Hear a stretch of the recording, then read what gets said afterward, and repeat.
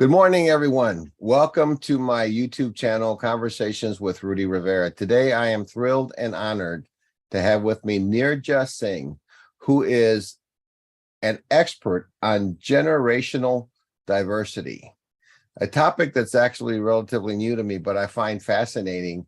Working with millennials and a floor with millennials as I do, I've come to appreciate through my conversations with Neerja how important it really is in the workplace. Neerja, thank you so much for coming on my show. I'm really grateful that you took the time out. You're in India right now, so it's what time is it in India? It's 5:30 p.m. 5:30 in the PM. evening. Okay. Yes. So Neerja, before we get into the conversation, can you tell us a little bit about your background and how you got to being the foremost expert on this topic? Yes, Rudy, thank you. I appreciate this opportunity. This subject is really close to my heart. What happened was that in 2013, there were two personal incidents. And at that time, I didn't know that I would be studying and researching and talking on generational diversity. My husband is a fighter pilot. He's retired now, Rudy, but at that time, on the Air Force base, there was a MiG-21 crash. And the 25-year-old pilot, well, it was a fatal accident. The troubling thing about this tragic incident was that the cause of the crash came out to be social media addiction. That young pilot was up at night checking his feed. Now, this was unheard of, and this was really, really disturbing and shocking at that time because when we got married, my husband and I in 86, he very clearly told me that his sleep was very important because he's flying at least 2 to 3 sorties the next day. This came out of the blue. How does a fighter pilot stay up at night? That was one. And second, at that time, my 23-year-old daughter, who had all the check boxes ticked, what I called talent, parental support, education, Ivy League education, good looks, everything. And yet she began to slip into depression. It was a harrowing and a very dark period for us. Because these incidents were so surprising, I just began to look around. And the first thought that occurred to me was that these two young people are part of an ecosystem and what is happening in that ecosystem. So that is where I began to read up on this and speak on this. And eventually, now this is my fifth career. I've been in advertising, public relation, TV production, documentary filmmaking in the past, in journalism as well. But now I call myself a Seenager, a senior teenager. I call myself a millennial in spirit with the benefit of hindsight. And my aim now, Rudy, objective is to try and keep, firstly, young lives from spiraling out of control and also make sure that we leave behind a generation. I call them the 3 Ps that is more potent, more progressive, and more productive than us. Well, we always want to That's where leave it the is. place better, Yes, than what we left it. What absolutely. what I so until I heard you speak at a previous event, I never really thought about generational diversity. So let's start talking about what are the generations and what are the age categories for them? Because Right. honestly, I had no idea. I mean, I knew I was a baby boomer, but beyond that, I never paid much attention. Can you categorize those for us?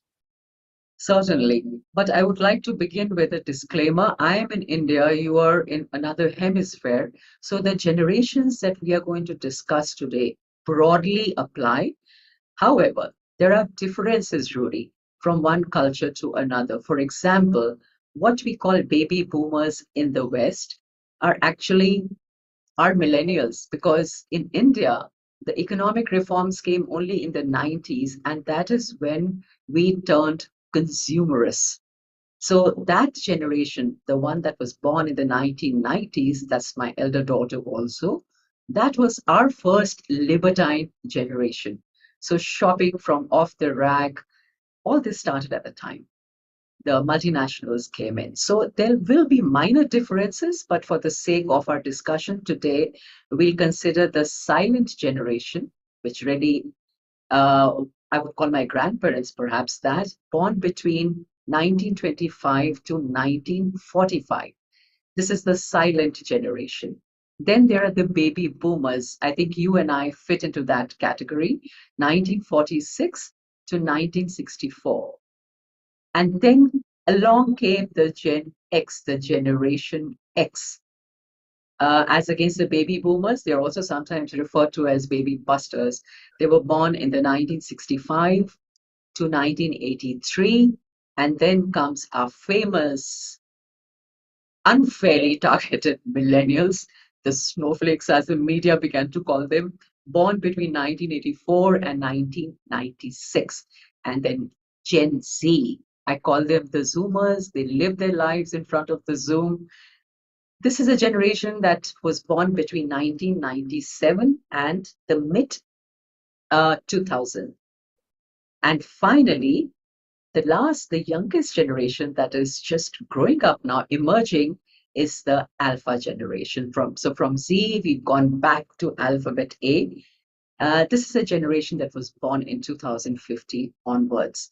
Now, Rudy, what is of interest other than the years? What is peculiar? What are the characteristics? What shaped these generations? A little bit about that quickly. The Sure. silent generation are usually considered to be frugal, resourceful, very grateful. They're brought up to be grateful for everything, also conservative. And well, one of the characteristics doesn't apply to everybody, but for the sake of understanding the differences, they save the wrapping paper at Christmas. Baby boomers, these kids, they grew up at a time of expansion, not depression.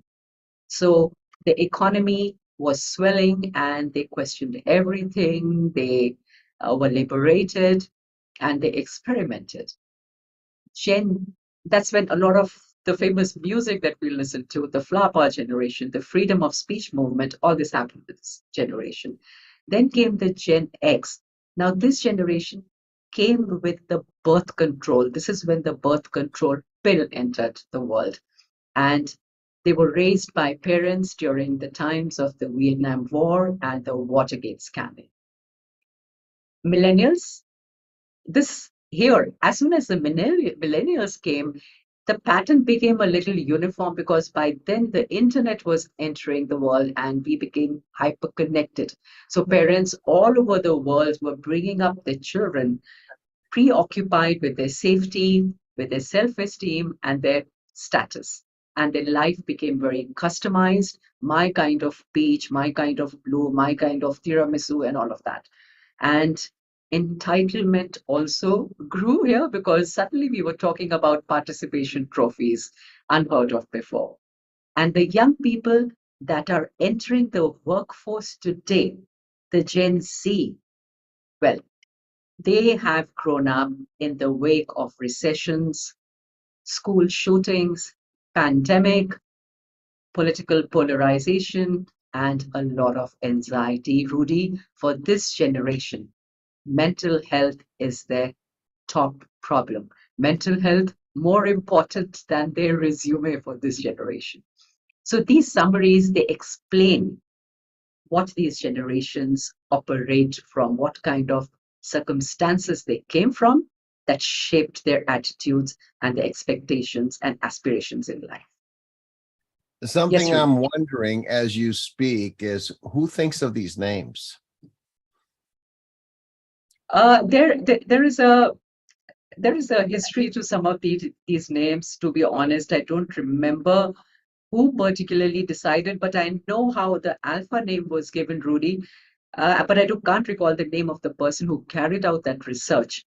A research was carried out, and there were these forms sent to a whole lot of people, and the general opinion was, okay, we are done with all the alphabets. We are at Z. Let's go back to A.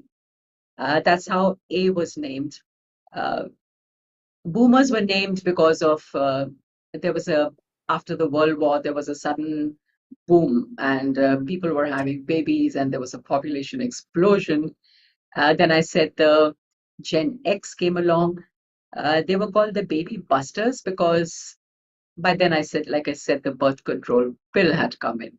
But millennials, of course, they came in towards the turn of the millennium. They're also called the uh, not the colonials. There's another name for them which I can't recall at this time. But then Gen Y, millennials, and then Gen Z, and then Gen Alpha. Yes, that's what I know about where the names came from, Rudy. Somebody invents the name and then it sticks all over the world. But I've attended many seminars on Yes. diversity and inclusion, and honestly, you never hear about the age gap diversity. Why is it important? Age gap diversity, I would go so far as to say that it is the single most critical diversity today, because the age diversity we live with today is unprecedented. We've never had 7 generations alive at the same time because of longevity and the medical advancement. We are living longer. There are more age groups living together and yet further apart. So I want to share with you some of the reasons why generational diversity has become so critical today. Now, you've heard and you would have seen in your work also that many managers today report a relational gap in the marketplace. Uh, there are identifying divided teams that communicate differently, teams that value different priorities. They have different definitions of work ethic and excellence.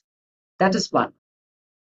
Second, it's important to understand that this gap is not just about style or music or experimentation or consumption. It's about language. It's about diversity, about inclusivity. In fact, it is about power structures. Hierarchy, as we knew it, does not exist anymore. There has been a collapse of authority. It's just that we have not acknowledged it at some levels and we haven't internalized it yet. Maybe we are blind to it still. But that is true. And another very peculiar thing that's happening today, Rudy, is that we are living in niches. We are living in very isolated groups. So one age group will mostly socialize with their own age group. It's almost as if the generations don't need each other to survive, or they don't need to be connected. They're not occupying the same space. And these subcultures, I would call them subcultures because today every generation has their own language, their own customs, their own preferences, prejudices, priorities. Every subculture between generations, there are these micro generations and tweeners, what you call. So it's important for families and for companies, for businesses and workplaces to acquire an insight into all these nuances in order to be able to bridge them and live happier and be more productive, because the way they are existing, I wouldn't say existing, coexisting today is not sustainable. They're not talking to each other. They're not leveraging each other's strengths. I think we all deserve better. So there's two more factors, Ruby. In fact, there are a couple of more. For example, marketing and individual choices. Individual choices have become so crucial today. What I want, what I prefer. In marketing, again, it's very important to have age diversity, because how do you expect a 45-year-old person to understand or know what a 25-year-old will or wants or likes, or what kind of, let's say a simple thing like what kind of cookies would they like in the coffee room. And remember, Rudy, the social dynamics that we are facing today. We have at Absolutely, 35, yes. yes, at 35 today, you could feel old, and yet you're working until you're 75 and beyond. And a lot of people are unable to retire due to financial constraints. People are making career changes later in their lives, and some of us are still supporting our millennial children living at home. And lastly, remember, this diversity is crucial because it affects everybody, every single person. Sooner or later, unlike the gender diversity, unlike the ethnic diversity, this diversity is going to touch everybody, Rudy, which this is why age diversity is the most critical diversity today. We have a comment, by the way, from one of our listeners. I think it was Douglas Copeland in his novel Generation X is how Generation X was named. Okay, thank you. And to anyone who's listening, feel free to type in any questions you may have. We're happy to answer them. I think part of the problem, maybe from being part of the baby boomer, is that we often feel that we're the ones who need to teach the younger generation, when in fact they can teach us a few things. And I think that's where the disconnect is, right? Can you elaborate a little more on that? Absolutely. This is what you're referring to is something that the aware, the progressive, and up to speed companies are practicing today.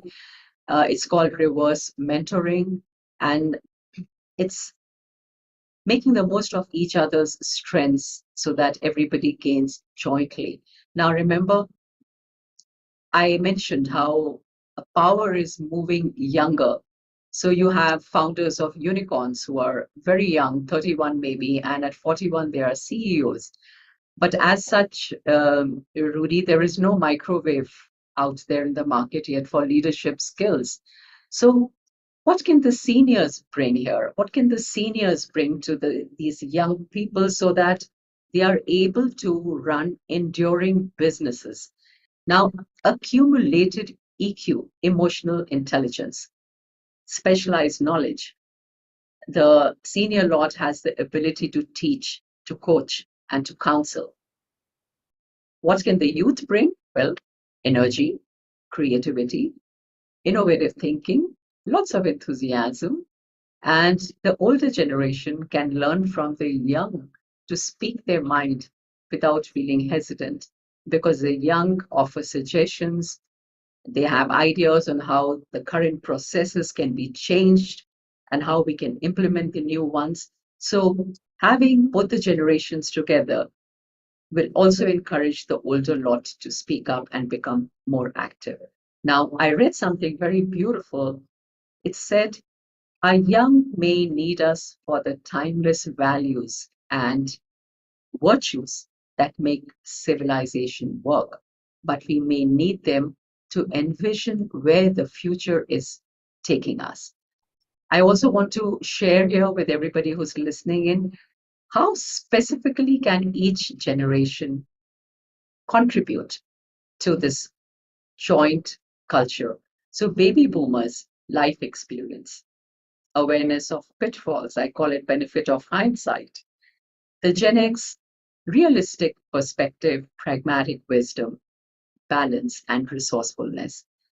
Millennials will bring energy, tech savviness, optimism, and they're also socially far more connected. They're quite confident. Gen Z, they have a hacker mindset, entrepreneurial and social justice warriors. They are social media savvy, and they also have a new, fresh, refreshing view on everything. So imagine an organization, Rudy, where all these four are contributing their strengths, and it would be a happy workplace that is over delivering. What else would you want? There's an interesting story, well, from a movie. I don't know if it's true, if it was intended as to make a point, but there's a truck that can't go under a bridge, and you have all these engineers who are trying to figure out how to get the truck through under the bridge. And finally, a little girl says, why don't you let the air out of the tires? And they let the air out and drove the truck out. So that's a good example of young people will often have the solution. But too often we as Absolutely. older people think, what do they know? Well, what do they know? There's no way they can have that experience, but they do have perception, they have intelligence. And something I'd like you to talk about is we often perceive the young people as not being smart, not intellectually, but smart because they have no experiences. How can they know? They've never lived through this. Today, the kind of agency and the kind of autonomy that young people have, that device has given them in their hands, it's unprecedented. So they have YouTube that can tell them how to do virtually anything. That's the instinctive reflex action these days. You talk of anything, I'll go to YouTube and check how it can be done. And then you have social media to take whatever you have created to wherever you want to send it. So there are young people with phenomenal stories where they have come up with these brilliant ideas and they're making money just with the help of YouTube and the social connection, the social reach. So today the radius has grown that much bigger. The range is that much more, and well, literally, the world is their oyster. Any young person, 10-year-old, 12-year-old. So you have all these, the Instagram Mhm.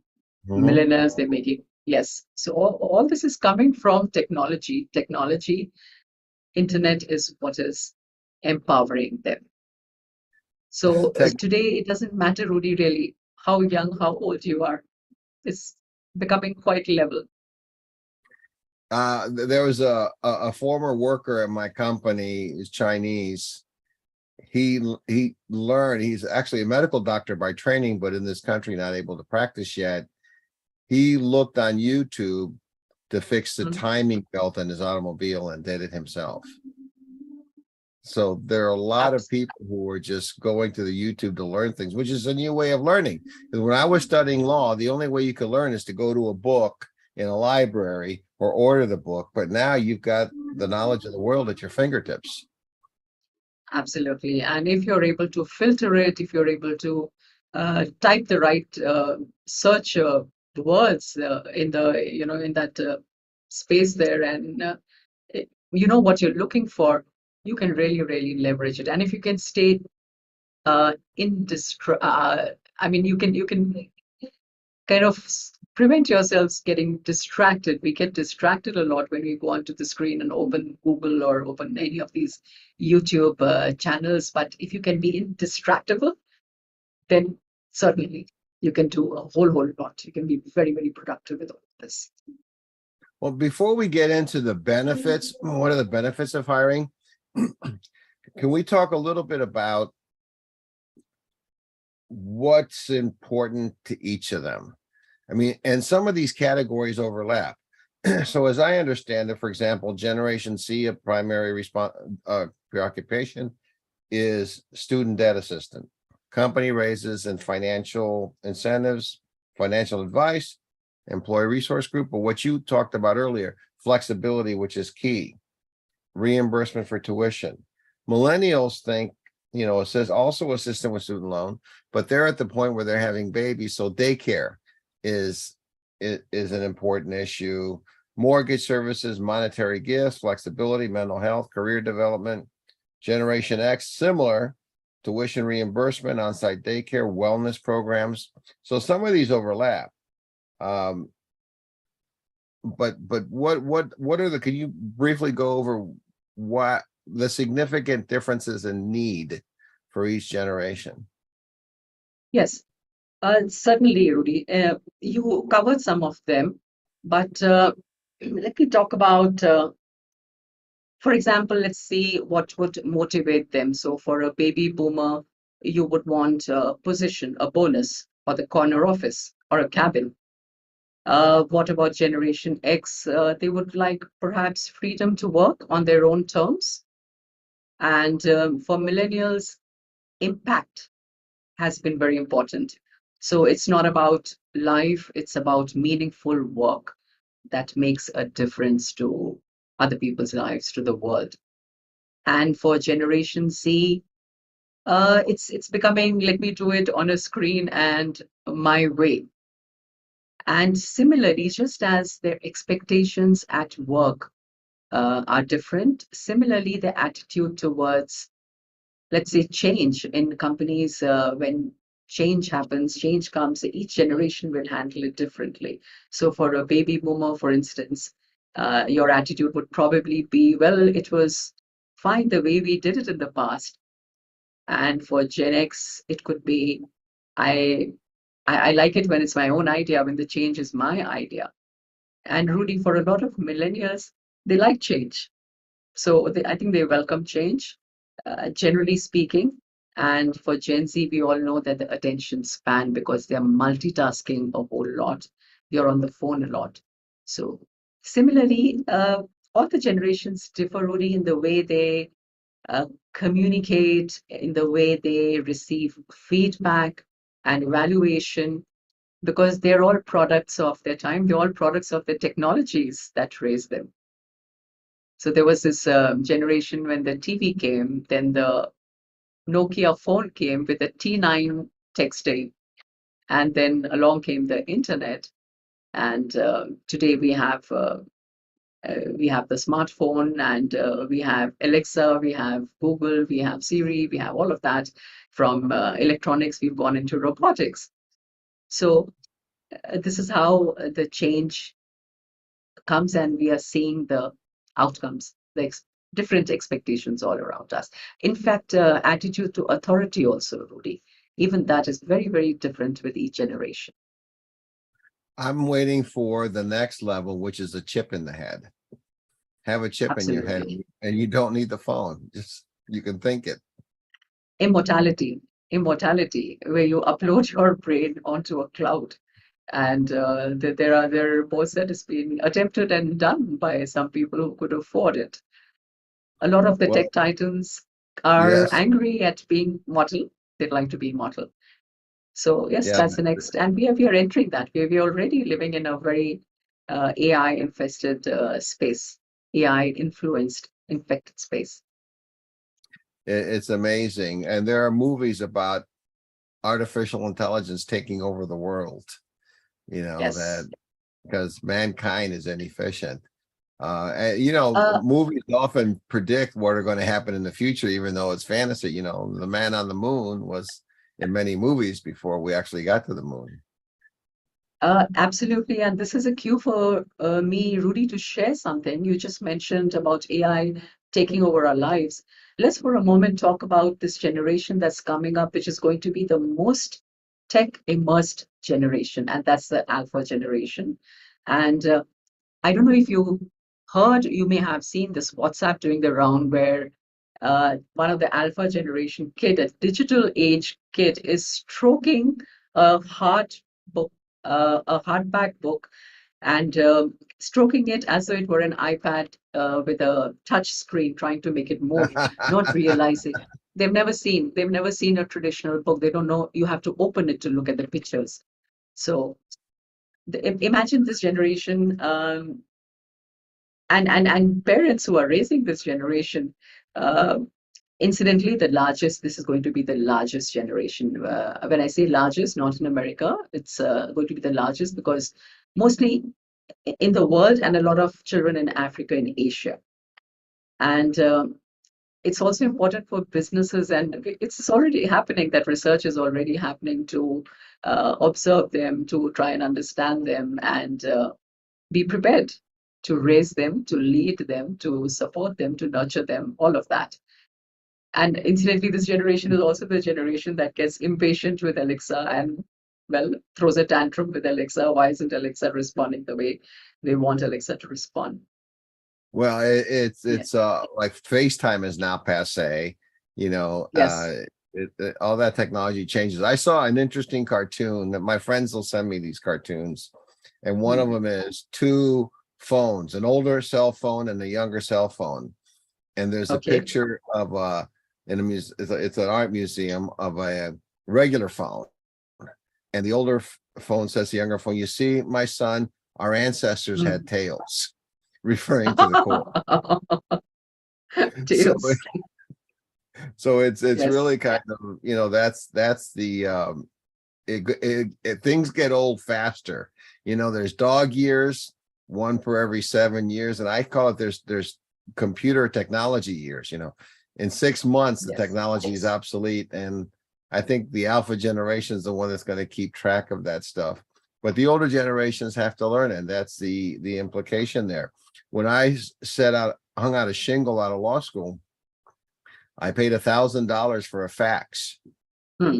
It was a single Hitachi thermal paper. We could only feed, because it was used, we could only feed one paper at a time. And my law partner was 3 years older, was screaming at me saying, "What's wrong with the post office? What's wrong with Wow. the US mails? I mean, why do you have to spend money on this stuff?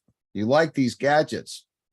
He was the first one to get the fax, and he used the fax machine more than anybody in the office. It allowed him to move Yes. his cases quicker.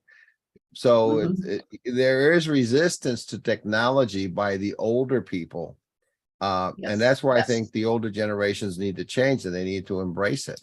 Some people do it, some people don't.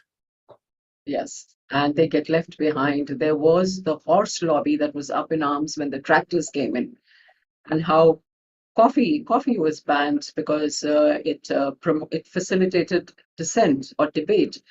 So this has been a story, mankind's story. But today, what we need to understand, Rudy, is it's a cause for concern also, because you're talking about age diversity and how the subsequent generations, what kind of leadership will they need? What will their challenges be? For instance, the generation that is going to come up now, remember that anxiety in preschool, and a lot of my generation and Gen X, the next generation, they wonder, why would a preschooler be anxious? But remember that they are drowning in unfiltered information. How do you keep a preschooler away from news of the war in Ukraine? And what can Well, be more poignant than sure. to have a young person say today that they may not have the luxury of dying of old age. The climate could kill them. The shootings That at the is, schools, they don't yes, feel safe and that going to school. is something which is a cause for concern. This is not the order of nature. It's not how things are supposed to be, which is why I say that our mandate is to leave behind a generation that is better, stronger, more healthier, and more wholesome than us. And is that happening? And if it's not happening, then let's identify why not and make those changes that we need to. So I think that's why people who live through the depression, um, say to the young, what do you have to be stressed about? In my day, I think Exactly. those are the Exactly. worst things you can say. Well, in my day, that's what we did. There's a great song by Mike and the Mechanics, Living Years, and it's every generation blames the one before. Those are some of the Yes. lyrics to that. And the younger generation think we don't know anything, but we do know something still. So that's where the harmony comes in, which brings me to my next question. What are the benefits of age gap diversity or age diversity? Age diversity benefits are huge, huge, huge. Uh, it's very important for generations to live together in the same space. That's not happening enough in companies and businesses. Mixed age work teams will solve complex problems better, and which will lead to increased productivity. So that's benefit number one. Then also improved skill diversity. So they're the older people with stronger interpersonal skills. A lot of young people have trouble with their interpersonal relationships, how to cultivate and to maintain deeper relations. In fact, something interesting about what is to come at us is the generation alpha, that is the one generation which is likely to have more digital relationships than human relationships. So just imagine, just visualize that for one. So improved skill diversity, that is another benefit. then there are mentorship opportunities if you have several generations working together. And of course, for that, the company culture, you have to value continued learning and all the skill building. Employee retention is better because, for one, the older generation are, they've just grown up to be more loyal, they stick around longer. So the high employee turnover, which is costly, damaging, that can probably be reined in. Innovation because of the younger employees. And also remember that it gives companies an opportunity to diversify their benefits because we value different things. Now, young may want to work remotely, whereas the old may be keen on company equity or pension plans. So here's an opportunity for companies to diversify the benefits that they offer. And finally, age diversity fights stereotyping that the old are frail, they are incompetent, they are technologically inept, they are resistant to change, all of that. And that the kids, the younger ones, are entitled, they're disrespectful, they are lazy, they are snowflakes, and they have all these, demands and expectations, and they want a raise in their first year and promotion right away, all of that. So more the diversity, these are the benefits that you can accrue from a workforce that looks like this. Have Primarily, have these they are the been able to quantify that? For example, in the normal diversity and inclusion conversations, I think McKinsey Corporation puts out a study that says companies that are diverse and inclusive are 19% more profitable. But I don't think they deal with age gap diversity. Have you seen any statistics on those?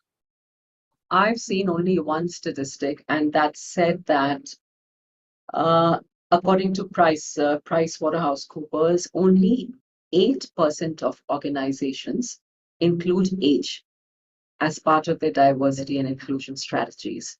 So that is the statistics that I have. Although most of us understand that diversity is important and it contributes to the overall functioning of an organization, but only 8% are aware and conscious of including age diversity. And also remember the other side of the coin, that ageism today is the most common form of prevalent prejudice today. And a 150 of Silicon Valley's biggest tech companies, they have been faced with accusations of age bias over the past decade, rather than gender or racial bias. And the US has, you will know this, Rudy, the Age Discrimination Employment Act of 1967. There is Exactly, nothing yeah. like that. There is nothing like that in India. We don't have any such protection. There's just a common law that you can file this under. And one thought is that we were discussing diversity, but if you look at it, more deeply, actually speaking, diversity should not exist, because if you treat people well, inclusion ought to happen automatically. It would happen automatically because right values are evergreen and every age brings those values. That's the key, really. Yes, that's the key. Treat everyone well. That I think will solve many problems. There's a good book, I'm trying to remember the author, said everything I needed to know I learned in kindergarten. Play nice. Yes. Yes. That's the most basic key. I'm a little familiar with age discrimination. I've tried a few cases in my career, and the protected age, unless the laws change, and if there are any lawyers out there who are more up to date on it than I am, it was anything suspect class is 40, and it was 40 and above. So if you were 40 and above and you were fired, then you have what they call a case that can go to the jury on whether or not you were discriminated. Now, it may have changed. This was 25 plus years ago when I tried these cases. So yeah, there's no really protection for the young, although you can't discriminate because of age. I don't think you can put an ad in the paper, only people between 45 and 50, and 60 apply. There's there's the other end of this, the other side of this coin, Rudy. For instance, I call them the excluded majority, who who is the excluded majority today? Actually, the young. Because even in India, in the parliament, the representation, the average age of the parliamentarian, it just is, it's crazy. Not enough young voters vote because they feel unheard, because they don't see their age represented in the parliament. I think it's a phenomenon all over the world, but gradually it is changing because, again, there is a stereotypical attitude and perception of the young people as naive, or they don't know enough. But the thing is that their world is different. They know more. They know They more. know So more when you than talk, the old people. They have they know access more. to them. And They have to, yeah. exactly. And when you're talking about bridging, for example, I call myself the Gen Bridger. But what is a Gen Bridger? Gen Bridger is not a bridge that I'm trying to construct from me to the next generation. No, the bridge we are talking about is the one that starts from where that generation is today and where they want to be next. Because really, your role and my role, or the role of the earlier generations, is to guide. Is to guide. So no more a manager, now be a mentor. Invest in them. Because remember, this is a situation where the younger generation has a trust deficit with traditional institutions, the government, the corporate, the educational institutions. And But but do we understand that, Rudy? Do we appreciate that many of them, again, this, you cannot apply this to everybody, but we are speaking of trends. Here is a generation that feels that they can trust only perhaps somebody, an older person that they know. So interpersonal relations. But they can't trust an institution. They can't trust the airlines. They can't trust the pharmaceutical companies because there have been all these frauds. So this is a kind of environment. Therefore, you're bridging, helping them create bridges from where they are to where they want to go. That's a bridge. Another one we traditionally think of as a bridge. But I However, think bridge is a two-way street, though. The bridge is a two-way street, and I think I started reading on this, and it's how we need to listen to the millennials, how we need to listen to these people. They have something to offer. I think the reverse is also true. The millennials do need to listen in some cases to the wisdom of the older generation, and that's where the communication comes into play, and that's where the mentoring comes in. You're not only teaching the millennial, but the millennial is teaching you. And that's where it's got to be a two-way. It's not never going to be a one-way bridge. It's the bridge that traffic goes both ways. I would say, Rudy, that they will listen to the older generation when there is a feeling of connection, when they feel connected from the heart, when there is real concern. Anything prescriptive will not work. That's been my experience. It's not worked with my children. It's not worked with young people around me. Well, but Yes, that's a very basic thing, is connecting. yes. Whether it's generational or whether it's people among the same generation, you need to connect. If you don't connect, you're never going to communicate. There's never going to be the trust. So to me, the interpersonal connection, the trust, is important, not everywhere else, but seems to be even more important in this generation gap, because there seems to be a huge mistrust on both sides. The older people don't trust the younger generation because they think, well, you really don't know, you don't have the experience. The younger generation thinks, well, you're outdated, you're not up to date, you really don't know, you don't understand what I'm going through. So there's that, because there's a disconnect. And when that connect comes and they trust each other, I think then the communication comes more often. Has that been your experience in the generation bridging that you're doing?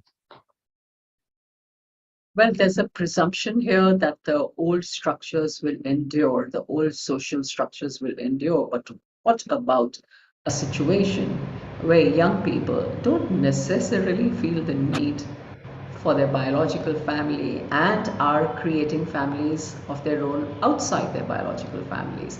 It is happening. Young people not marrying, or young people, when they marry, they decide not to have children. We have these assumptions, I think, the older generations, that this is the path, these are the milestones, this is how we did it, this is how it's probably going to be done now, but I think we're too good to be more sensitive to the real problems or real challenges that these young people face and how they're trying to solve them. Because I know my daughter is a lawyer. I know that there is talk there of even leave wills, for example. Now, the technicalities you would know more Rudy here, but a situation where you can leave what you have to not necessarily a biological successor, to a friend, or creating these communities, which are families in every sense, which were very an idea which was very foreign to me, would be to my generation. So We we have a can really really do good something question. different. Neerja, we have a really, really good question from one of our Yes. listeners, and that is, do you have any ideas on how companies can foster generational integration activities, question mark, team building, question mark, intergenerational teams? That's a great question. Thank you, Alejandra, for asking that question. Specific team building, team activities. What I would say to that, Rudy, is that there are several ways. You're talking about integrating the generational differences in the workplace. Right. So one is just discussing those activities. But here, this question to me translates into it has to start with a comprehensive hiring strategy and leaders understanding the benefits of an age diverse workforce. For instance, we could do a game right here. Let me try and play a game here.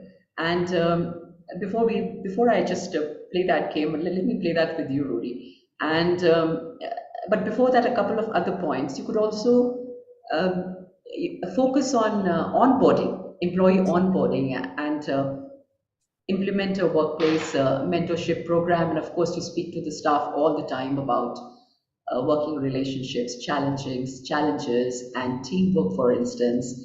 Now, one of the activities, just off the cuff, Rudy, let's talk about what a common leader would do in the past and what the new leader, generationally aware leader, would do today. So if a common leader said, listen to me when I speak, what would the new leader say? The new I leader would will, say, a new leader would say, you mean to the old leader? no, to the young generation, to the workforce, to a generationally diverse workforce. Uh, Ideally, the new leader would say, speak to me and I will and listen, listen. and I will listen, Yes. exactly, listening. An old leader would say, I know the answer already. But the new leader would say, no, I'm seeking new alternatives. This is Well, a that's, this is yeah, that's very common. I mean, all over the world, in the sense that, you know, what I've learned is to be a good leader is to be a servant, but also to be a good listener. It's the same with being a Mhm. lawyer. To be a great lawyer, you have to be a good listener. Listening is Yes. critical everywhere, but that is a very good point. Yes. And when In the past, yes. go ahead. No, go ahead. Go ahead. Uh, for instance, it would be the leader would figure things out for himself, but today it's let's collaborate and the best idea wins, right? Or it used to be never let them see you sweat, but now it is being about being authentic or being vulnerable. So this is a different Mhm. way of communicating. For instance, a generationally unaware leader would be, "I'm the only teacher on this team," but of course, this is the most common one. And now we say we are all lifelong learners, and just because I have more experience, so I know best. But today it is, since we are older, since you and I are older, we are willing to work to adapt. The intergenerational teams really fascinates me. That question does, because you're obviously not going to see, unless it's a young, some tech startup, you're not going to see young people on the board of a public company necessarily. Okay. You're not going to see young people in senior management. So I think it'd be difficult to set up those intergenerational teams at those levels, although I think they should. I'm not saying they shouldn't. I'm saying the way it's structured, it's the older people who tend to be the senior managers or the ones who make the senior decisions. But what would you recommend if you were advising me, say I'm president of a big company, how would I set up an intergenerational team? What's the best way to do it? Or what would you recommend? I would say that, like I just mentioned, that your hiring strategies, you devise a hiring strategy, be age smart, and very consciously pick and choose when you're hiring, and look at the age, make that a factor. For instance, there's that example of Burberry, the company that was running in losses, and then they had this young new CEO, and what did she do? What did she do? She identified how they could utilize social media, and how she made it possible for people to upload their photographs wearing Burberry products, and suddenly the image of the company changed, and they just their profits grew. And there are examples of the millennial whisperers in was it in Philippines, where they carried out this experiment. They just it didn't succeed entirely, but they did have young people join the government, millennials join the government, and counsel the leader. So all over the world, I think there are in pockets leaders who are, or governments or companies who are trying this out, who are leveraging the youth's ideas, because they are more in touch with what the market is needs, or what is out there.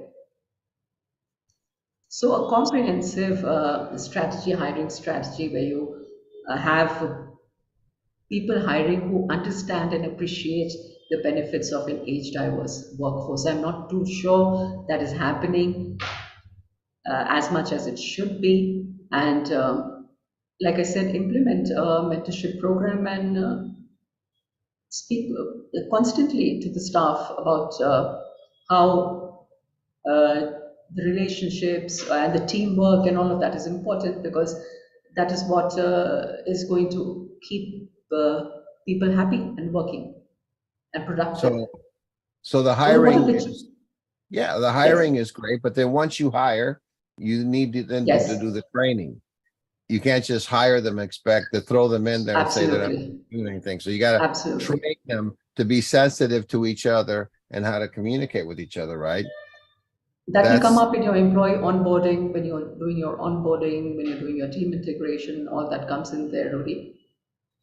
and then there's a mentoring part of it, which is not just for the younger employee, but also for the older, because you have to learn how to communicate efficiently, right?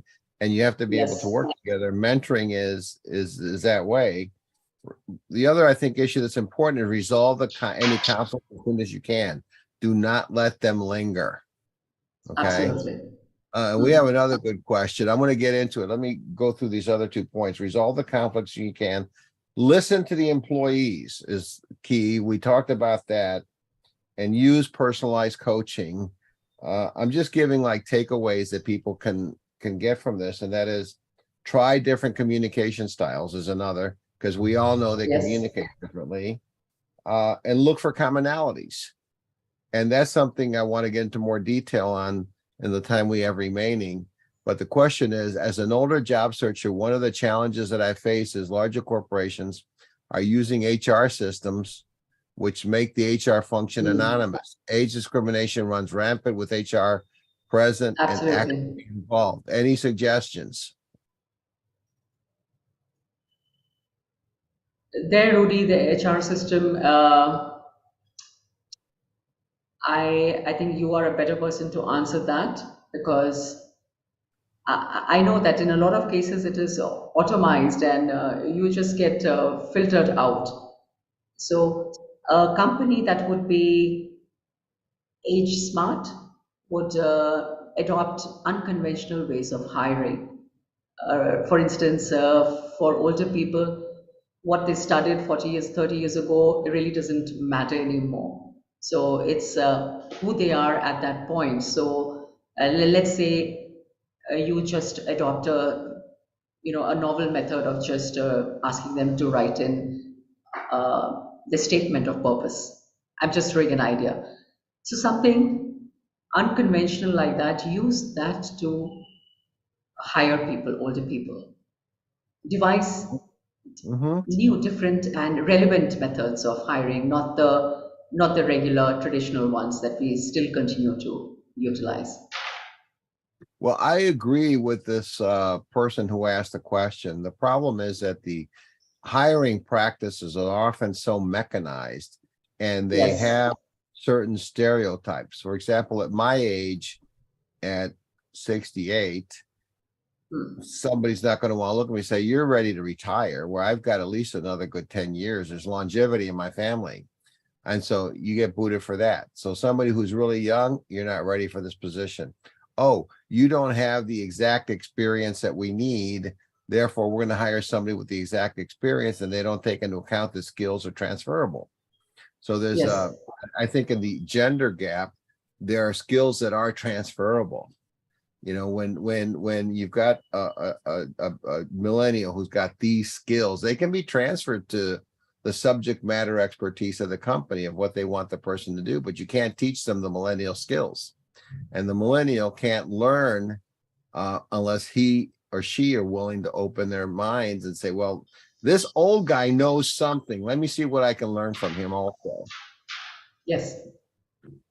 See, these problems in hiring and all this will get easier only when the environment is up to speed with the need for generational diversity. And that is what we are also, in a manner, doing with this particular interview. You talk more about this. I just said that only 8% companies are approaching age diversity and trying to uh, apply that, adopt that in in their businesses. So the more the awareness, the the lesser of these problems we are going to face, like the one that was just described, Rudy. It is So I think incredible. it's a part. Yeah, Yes. I know. I think it's a good question. We had a couple good questions, and I think it all goes back to communication and listening to each other and networking. Those are the primary Uh, things. Go ahead.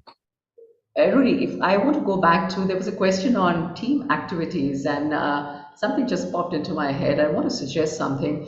For instance, generational games based on generations. For instance, all of us have grown up with a very typical kind of music or typical gadgets. So you could have these games where you're asking the other generation to guess uh, let's say the name of a particular star who was famous at that time, or a particular cartoon, or a particular film, or a particular product that used to be the favorite back then. So there are tons and tons of activities that you can do around generations. Like Trivial Pursuit, right? Yes. Trivial Pursuit is Whoa, generational. true. Yes. Um, well, we're approaching the hour, and I just really want to thank you for taking the time. I know you're extremely busy. I think this is a great topic. I think it's important now more than ever with these divides and generations. Um, I really want to thank you for doing it. I want to thank the people who've attended, and please subscribe to my channel on YouTube. There are going to be many more interviews, and we'll probably have more interviews on this topic so we can, we can spread the word. So thank you, Neerja, for